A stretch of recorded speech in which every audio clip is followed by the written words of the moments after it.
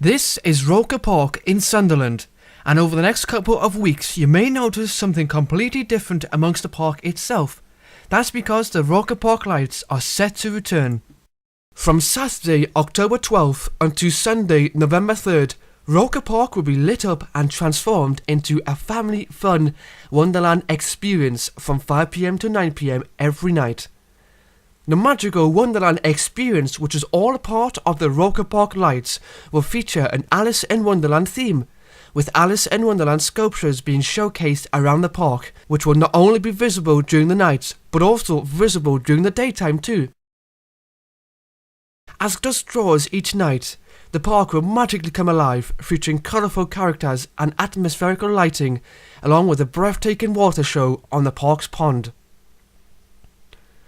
A programme of family-friendly entertainment will also be available during the weekend of the Roker Park lights, a chance to meet and greet some of the park's characters on Saturdays, along with storytelling which is available on Sundays in the bandstand.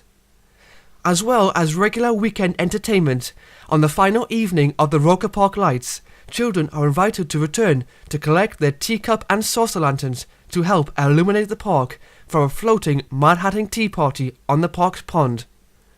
This year we've taken the process forward. People will remember last year we did a sort of test to see whether or not people would still be interested in us bringing back the illuminations to Roker and to the seafront. We expected perhaps 6,000 to 7,000 over the 4 weeks of it.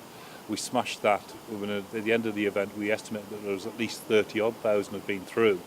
When we've sat and recalculated the figures, it almost looks like there was 50,000 through the gates in just over a 4.5 week spell, which is testament that there is an appetite. So we've responded to the public's appetite for the illuminations and developed them this year. This year we've spent a little bit more money to bring some new features in, which will be the Wonderland Experience. So we're hoping that people will come down and really enjoy this experience. There's a lot of things here. How much planning went into preparing for this year's lights? This year we've done it in 2 months. It shouldn't have been that, but by the time we got this stuff across from France, because we weren't sure whether it would arrive in time, but I've got to be honest, Sunderland Live, Sunderland Council and Aurora, the lighting company, have worked absolutely fantastically to give us this opportunity, and they've pulled at every stop to make sure the programme could go ahead. For many, Roker Park lights is a blast from the past, as memories of Sunderland's seafront illuminations are brought back.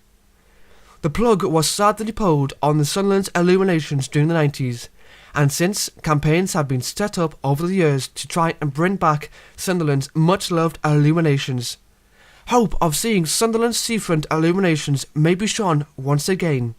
We're working on that. We will have some festoon, some rope lighting LED on the seafront this year between the bungalow cafe and the entrance to Roker Park, but to really look at the full seafront is a considerable amount of money. I need to create obviously the feel-good factor and to make sure that people are interested in bringing that back.